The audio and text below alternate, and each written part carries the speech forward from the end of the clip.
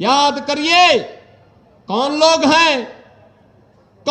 हैं जो जातिवाद के आधार पर फिर से समाज को बांट रहे हैं?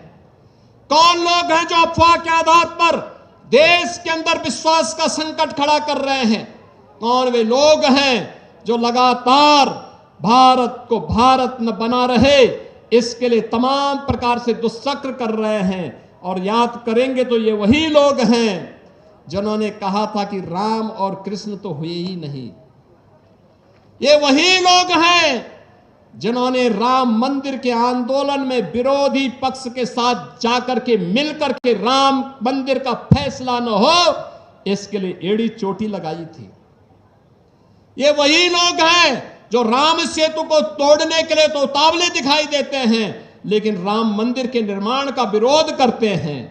ये वही लोग हैं जिनके द्वारा लगातार देश के अंदर अविश्वास का वातावरण पैदा करने का प्रयास किया जा रहा है और इस अविश्वास के परिणाम स्वरूप ये भारत के संवैधानिक संस्थाओं को भी कटघरे में खड़ा करने का प्रयास कर रहे हैं।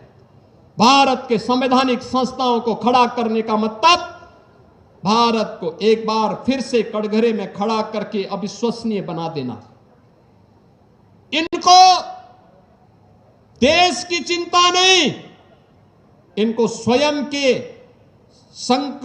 अस्तित्व का संकट इनके सामने है, इसलिए ये देश पर प्रश्न लगाने का प्रयास कर रहे हैं।